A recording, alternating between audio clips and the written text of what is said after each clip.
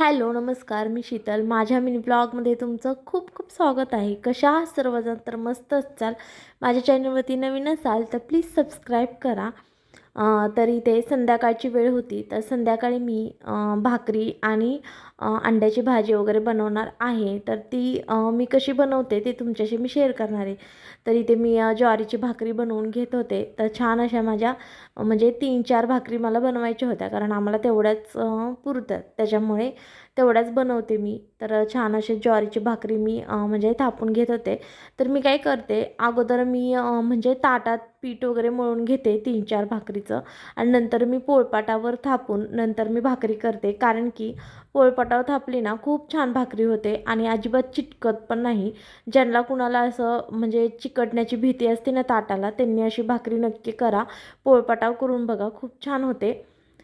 तर इथे बघा छान अशी माझी भाकरी आता फुगते, कारण की छान होतात भाकरी. त्याच्यामुळे जेव्हा भाकरी फुगते ना तेव्हा वेगळाच आनंद होतो, कारण की स्वयंपाक केल्याचा म्हणजे वेगळाच फील येतो आपल्याला, की छान वाटतं की छान स्वयंपाक झाला म्हणून. आणि भाकरी फुगल्यावर खरंच आनंद होतो थोडाफार, की छान अशी भाकरी फुगते म्हणून.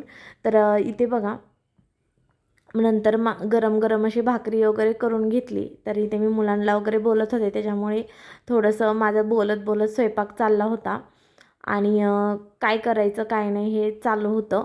तर मी अंड्याची पातळ आणि सुकी भाजी बनवणार आहे. तर इथे मी लसूण, अद्रक, खोबरं, कोथिंबीर आणि कांदा हे सगळं भाजून घेतलेलं आहे आणि नंतर मिक्सरमध्ये असं बारीक केले, तर हा छान असा मसाला झाला आहे. जर बारीक होत नसेल थोडंसं पाणी ओतायचं, मग असं बारीक करून घ्यायचा. नंतर मी तेल वगैरे टाकून घेतलं आणि छान असं फोडणी देणार आहे. तर इथे पहिल्यांदा मी ना अंडी फ्राय करून घेणार आहे. जर आवडत असेल तर अंडी फ्राय करून घ्यायची, नसेल आवडत तर नाही घ्यायची, तसं पण चालतं. खूप छान होती तशी पण भाजी.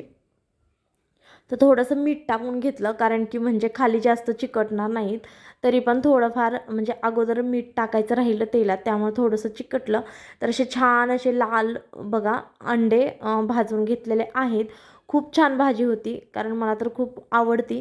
त्याच्यामुळे मी इथं थोडंसं एक तेजपत्ता टाकला आणि बाकी सगळा बारीक केलेला मसाला टाकून घेतला.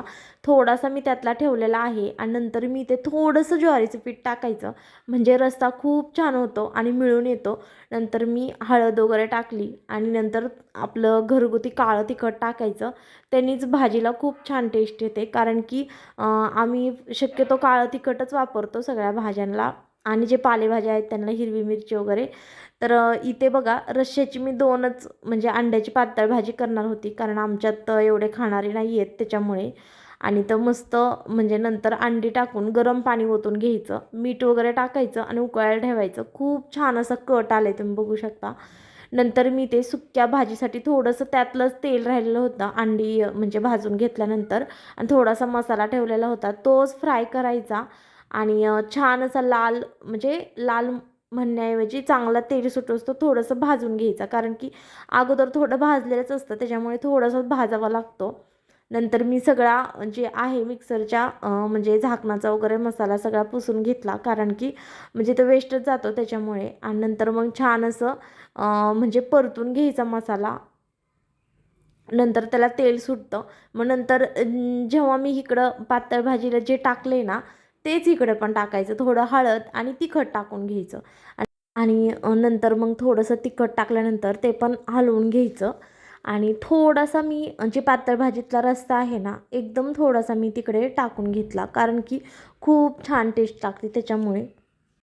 नंतर मी ते अंड्याला थोड्या थोड्या चीर पाडून घेतल्या, म्हणजे थोडासा मसाला आणि मीठ त्याच्या आत जाईल त्यामुळे.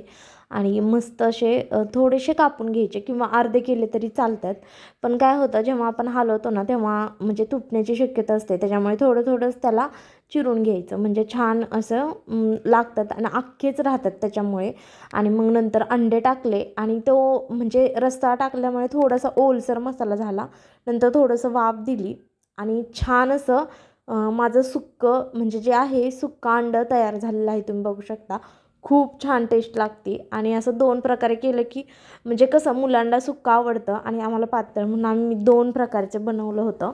आणि जेवढं खायचे तेवढेच अंडे बनवलेले, कारण की उगाच म्हणजे जास्त कोण खात नाही आहे त्याच्यामुळे. तर छान असं टेस्ट झाली होती. तुम्ही नक्की ट्राय करा आणि मला कमेंटमध्ये सांगा की कसं झालं आहे ते, कारण खूप छान लागते. ज्याला म्हणजे अंडा आवडतं त्यांनी ही रेसिपी नक्की ट्राय करा. पातळ आणि सुक्कं म्हणजे सुक्की भाजी. तर छान असं इकडे पण माझी भाजी उकळून म्हणजे उकळलेली होती आणि त्याला पण तरी खूप छान आली होती. तर माझे मिनी ब्लॉग आवडत असतील तर प्लीज लाईक, शेअर आणि कमेंट करायला विसरू नका. तोपर्यंत बाय बाय.